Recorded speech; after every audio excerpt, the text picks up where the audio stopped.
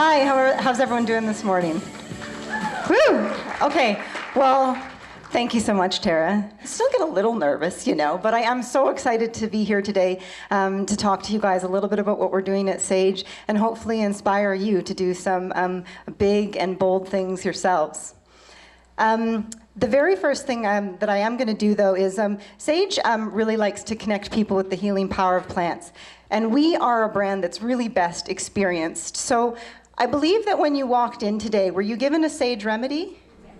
Okay, so I'm going to ask you, this is going to be participation required for the next 2 minutes.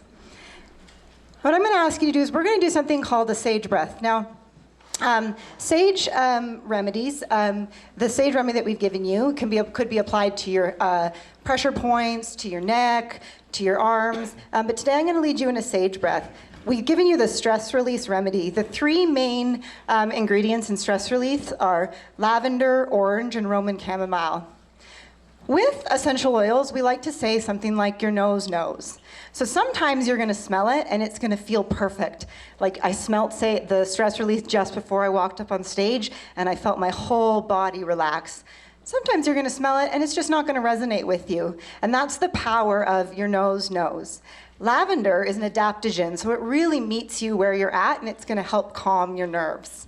So what we're going to do is, you guys have had this opportunity this week to hear from some super inspiring brands, to make connections together, to learn from each other. And I really believe in the power of intent. And so what we're going to do is we're going to do a Saje breath. And while we do the Saje breath, I'm going to ask you to take a moment to think about what it is that you were inspired by this week. What do you want to take forward with you home? What gives you hope for your future, for your career, for your brand, for your business? What's your intent that you're setting today? It doesn't have to be, oh, our intent's going to be the biggest global brand. It could be that your intent is to go home and take a small idea and try it. And so it's just so, as I go through my story, I'll share with you how important intent has been to me in my life. So how you do a Saje breath, I'm going to switch mics here because it's a little hard to do both at the same time. Is that good? Can you guys hear me? Okay. I was concerned that I was going to be too short to see over the podium, but... Okay, so what do you do? Maybe I'll just yell. So what you do for a Saje breath is I'm going to get everybody... What I'm going to end up doing is cupping your hands over your mouth. But first what you're going to do is you're going to take the stress release. You're going to apply a generous amount to the palm of your hands. Then I'm going to get you to rub your hands together, warm up the oils. I'm going to ask everybody to close your eyes. Take a moment, close your eyes, put your hands over top your mouth, and I'm going to get you to take 3 deep breaths. I'm going to lead you through it. So breathe in, really open your chest, exhale. Breathe in, hold that intent in your mind, breathe out. And one more. Breathe in and out.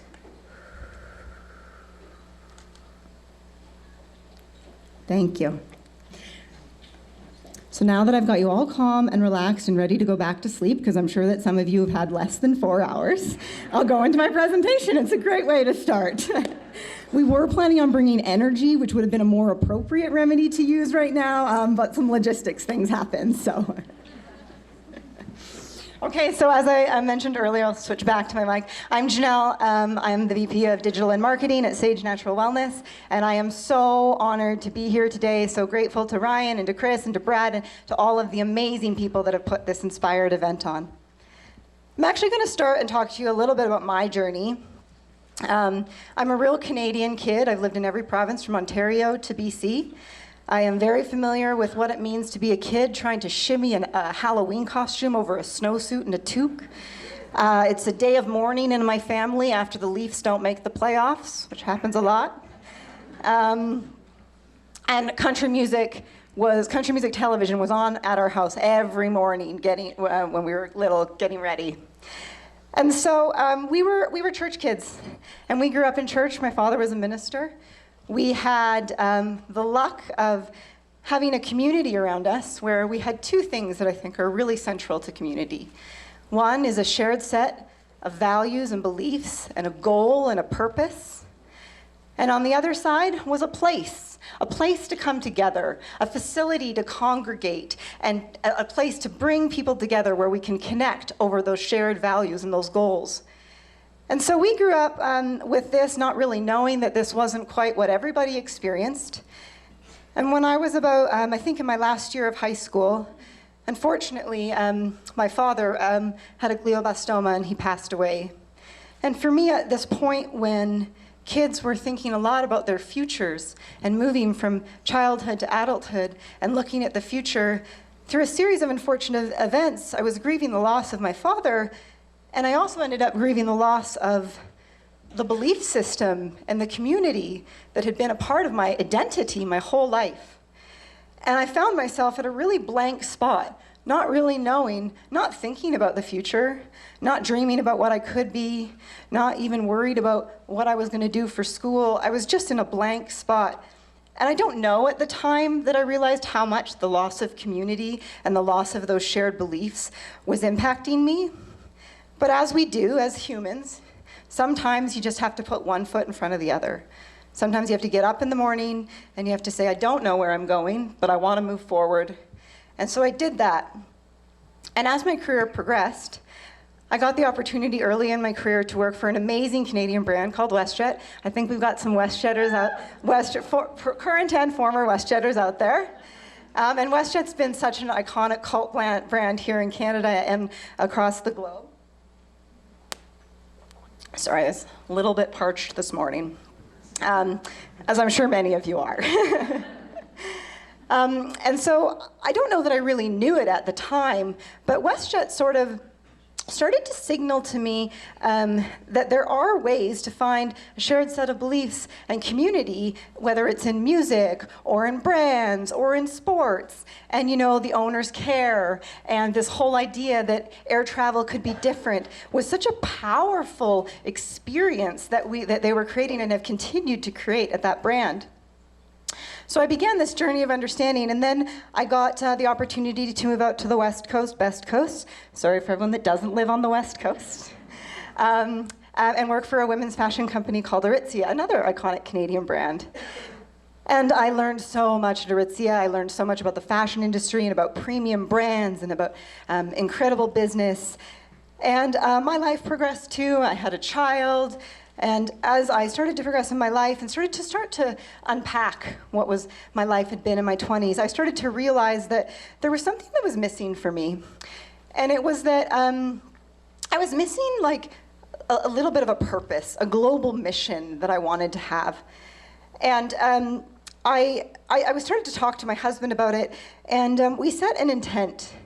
And I set an intent for myself that what I wanted to do was that I wanted to use my powers of commerce and of digital and of marketing, but I wanted to use it to leave the world in a better place than when I came. And I wanted to have a mission that meant something to me, that I was passionate about. So not even 2 months later, I got a call from Saje. And I had been familiar with Saje because I've suffered with migraines my whole life. The Chinooks in Calgary were not very friendly to them. And I started to use Peppermint Halo because too many pills will be hard on your stomach. And so I was really excited when I went into the interview. And I went into the interview and I sat across from the CEO, and she was a female, and it was my first female CEO. I was like, check one. And then she said to me, and I've lost my clicker because I think I got to click soon. Then she said to me, our vision at Saje is for global wellness. And it was in that moment that I knew that I was going to be at Saje, and it was the right moment and the right place for me. And it started with a simple intent that I had made for myself about who I wanted to be and where I wanted to be. And this incredible thing happened where I had this amazing opportunity presented to me where I was able to use the powers of marketing and business and brand, but to know that I'm genuinely making people's lives better. So I'm going to talk to you a little bit now about the wellness industry. There's a few stats up there. The wellness industry is $4.5 trillion. Millennials, I don't know if I get to be included in that category, but I'm really trying. 53% of them think it's their number one concern, next only to family. We're living longer. The essential oil business itself is going to be worth over $5 billion by 2025. This is an industry that's booming. So who is Saje? We're here for one reason and one reason only. For 25 years, Saje has been helping community members feel better with essential oil blends that actually work. You see all those beautiful graphics up there? My team has somehow found a way to make these hard ailments look so beautiful. Thank you, guys. So we help with all of these. Our vision is global wellness. Our mission is to connect people with the healing power of plants. We have 500 SKUs that are 100% natural. We have 80 North American retail locations across the US and Canada. We create these beautiful experiential locations where what we want you to do is come in and be a part of our community and experience the healing power of plants with us. We've also been named one of Canada's fastest growing companies in 2018 by Growth 500. So how did we get there? So we call our customers community members because we believe we're building a community. And so our promise to our community is sort of three things. Our promise is that we're 100% natural. 100% natural is not easy. Supply chain operations, which much smarter brains than mine have to figure out, is not easy when it's 100% natural. But we know that everything you put on your body and on your skin is absorbed. And so for us, it's so important that everything's 100% natural. Effective. Efficacy for us is so important. Essential oils have actually been used since the power of plants have been used to heal since the beginning of time. But this is actually relatively new in North America. And so we've actually worked with Health Canada to lobby for regulations in the essential oils. We have many of our remedies are actually registered as over-the-counters. And so we have made sure that efficacy is so important to us, and we back it up. If the essential oil doesn't work for you, I don't care if you bought it 3 months ago, a year ago, you don't have a receipt, come into our store and talk to us. We want to connect with you. We want to find something that works for you. And so this is part of our outrageous customer experience. And again, as I mentioned, clean. Clean is always important. This has allowed us to basically build this community of wellness enthusiasts who are passionate about our brand, strong partnerships with people that often come to us, most often come to us, and are so passionate about our brand that they want to work with us. It's allowed us to be a thought leader. So not only are we out there talking about Saje, we're just out there talking about wellness, because that's so important to us. And to create empowered teams. Our culture is so diverse. You know, the one thing that I loved when I came to Saje, which is very different than the fashion industry, is that all of the people that we use in our campaigns, or I'd say like 95% of everyone who we use in our campaigns and our advertising and our creative, they're our people, or our people's people. And that's so important because we are representing the community and we are a diverse community ourselves. I'm going to talk to you about 4 ways that we've built a cult following with the hopes that'll inspire you. Number 1 is purposeful growth. Number 2 is know your differentiator, meet people where they're at, and build your community. So purposeful growth. So Saje was actually founded in 1992 by founders Kate Ross LeBlanc and Jean-Pierre LeBlanc out of Vancouver. At the time, as I noted, the essential oil industry was maybe kind of considered a little fringe. Might have been a reason that it was in Vancouver, a little hippie at the time. And so it actually wasn't until 2014 that Saje expanded into Ontario, and 2016 that Saje expanded into the US. And I like to think about it a little bit that Saje was like a slingshot. From 1992 to that point, they were just back here, patiently waiting, getting to know the community, working, figuring out what worked, what happened. And then all of a sudden, as the wellness industry started to explode, Saje was at this perfect position to really explode ourselves and to have expansive growth. And I think I share this because lots of times you hear the stories of we started a company, and then 5 years later, we IPO'd for $5 trillion. And that's just not always the way that it goes. Our paths aren't linear. Our ideas aren't always at the right moment. That's not to say you don't need to move fast. Lots of times you got to move fast. But sometimes a little bit of patience can really pay off. The second thing is to know your differentiator. And I'm going to actually add on to that, to know your differentiator and how to speak to your differentiator. So when I first joined Saje, we did this sleep campaign that I was really excited about. and really flopped. And what we did in the sleep campaign was that we talked to you about how sleep's a non-renewable resource. So I would be up here and I'd be telling you guys, okay, so who in the audience got less than 6 hours sleep last night? Who in the audience got less than 4 hours sleep? All right, so this is what I basically said to you in our campaign. That's a non-renewable resource. You're never getting it back. That's just gone. And I gave you all the science of how bad that is for you. And incredibly enough, our community was like, well, that's nice, thank you. And it didn't resonate at all. And we like to consider ourselves the friendly expert. Education is really important to what we do. And so I said to myself, okay, well, that campaign really flopped. It kind of felt like a bummer to our community members. That's not what I want. And so what we did is we did some social listening. And so we used a company out of Vancouver called Right Metric, and they went and they looked at us. And the simple task that they did is that they went and they looked, what are people talking about on social media when they're talking about stress, when they're talking about sleep, when they're talking about headaches, when they're talking about pain? What are they talking about? And you know what they're not talking about? They're not talking about that I have, oh, my pain's a 9 out of 10. I got pain in my arm. I got pain in my neck. This is what they're saying. They're saying, man, I couldn't go skiing with my kids this weekend because I have neck pain. I couldn't make it to work today because I've got a cold. They were talking about how these things, the lack of well-being, takes us away from living the full lives that we all want to live. So we got the team all in a room and we said, okay, so how can we use what we listened, which is that people actually, you know, we will always present the education, but we want to actually talk and meet the people where they're at. We want to talk to them in their experience and in their language. So what we did is we got in a room and we talked about what we could do and what that meant. And I asked the team to start telling me about the experiences that they have that take them out of their life. And so I have a 3.5-year-old who's about half my height. It doesn't take very much to get half my height. But amazingly, she's like really strong and she tackles me a lot and she really likes to wrestle with me and I'm not that strong. And so she constantly is like pulling me over and pushing me over and like I suffer from migraines and I have neck problems, so this is an issue. So we had this amazing new product coming out, pain product called Extra Strength. And so as we were talking through, okay, well, what could we do for extra strength? We started to come up with these ideas. It's for when your toddler thinks you're a jungle gym. Or I like to tell people that I run twice a year.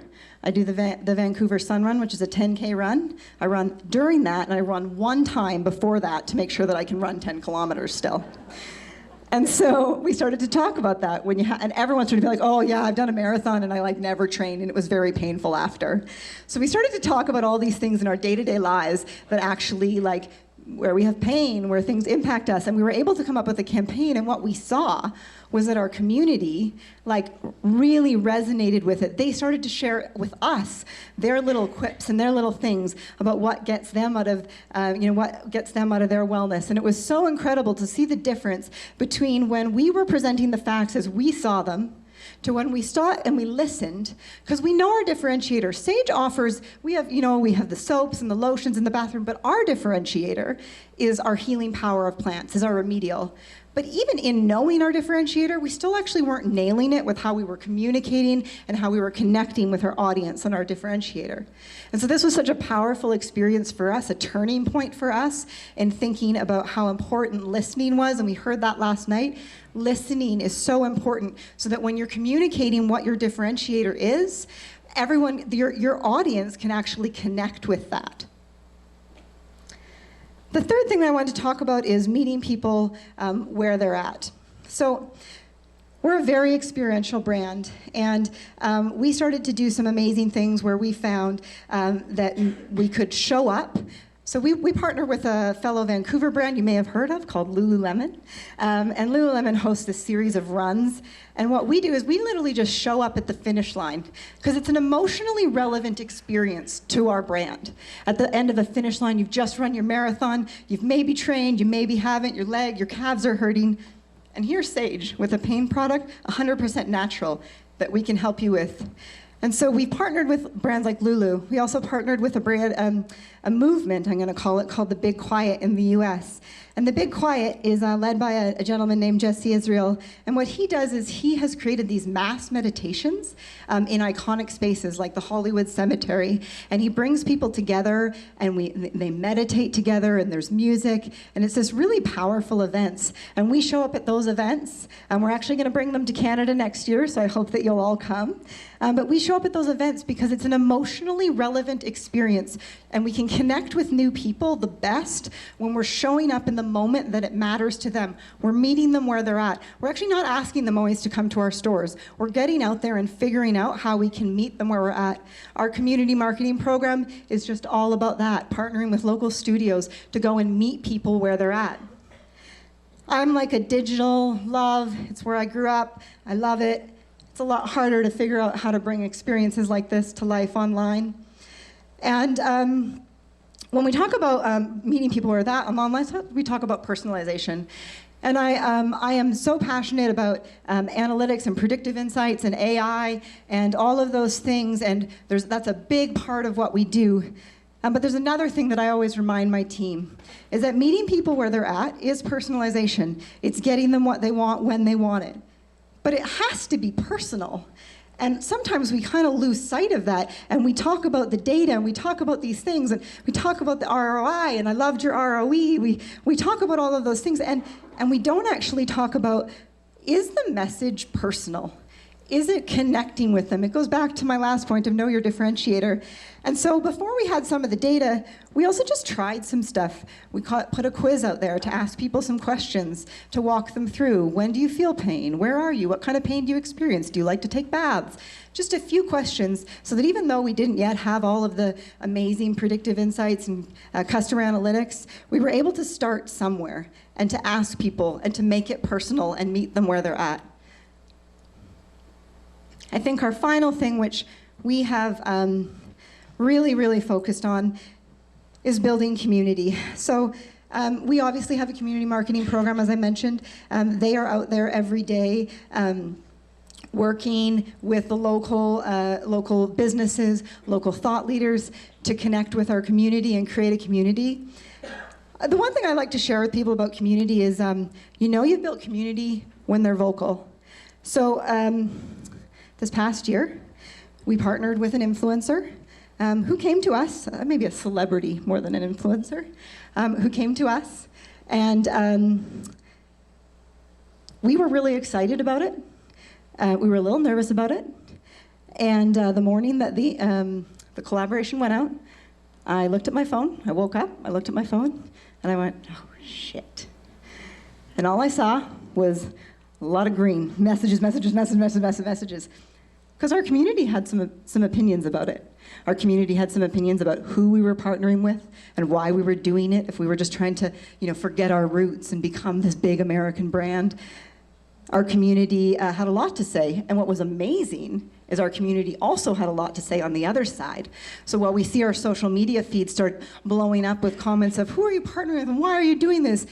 I also see on the other side, we don't even have to respond, because our other community members start saying, no, global wellness is for everyone, and like referencing our vision and our mission. And we were just astounded by the fact that we had created such a strong community that they cared on both sides to call us out, but also to defend us. And so what I just always encourage you to know is that if you built community, they are going to talk about what you do, and you should cherish that. You should be grateful for that. You should be honored that they're willing to voice their opinions and to stand up for you, to criticize you, to call you out. It was a really, really powerful lesson to us. The second thing about community that I'd share is that it kind of brings me back to where I started, which is that the reason why Sage's community is powerful is because we have built something that is purpose-driven, because our community knows what we stand for, because our community knows what we believe in, and they believe in it too. We have a shared set of values. We have a purpose together, a global mission together. And secondly, we create spaces for them to come together. We have these beautiful retail locations. We do events with our influencers. We try and always bring any influencers that we're trying to bring on, we always try and do in real life events.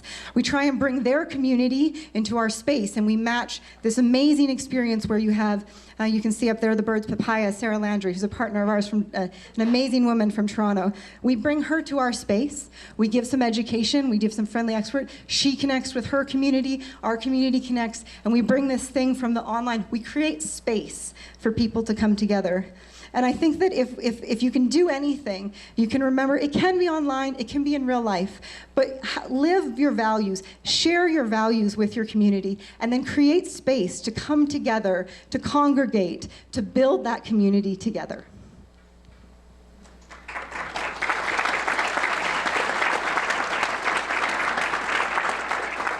Hi, my friend. Do you want to take a seat? Sure. All right. Here, I can sit over here. I'm gonna switch to coffee. Sorry. You're here today being recognized as an emerging cult brand, and are there any Saje cult followers out here? Yeah, there they are. Hi, guys. I can't see a thing, but we can hear them. Just how fanatical is Sage's following? Because clearly there's some in the audience here. Are there any stories that you can share of, extreme advocacy? And I think one of the things that amazes me, I was in a Sage store a couple weeks ago, and this community member came up to me. I don't even remember what she asked for, but she grabbed me and she's like, "Are you bringing back X?" And I texted the team, and they're like, "That product has not been in the store since 1996.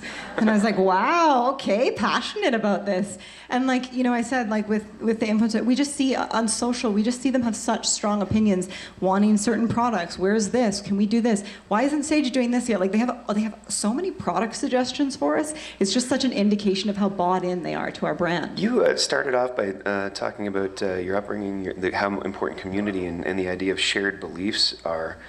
What kind of things do you do, does your team do, does Sage do, to really understand your customer in terms of what they believe and what beliefs you may share? So I think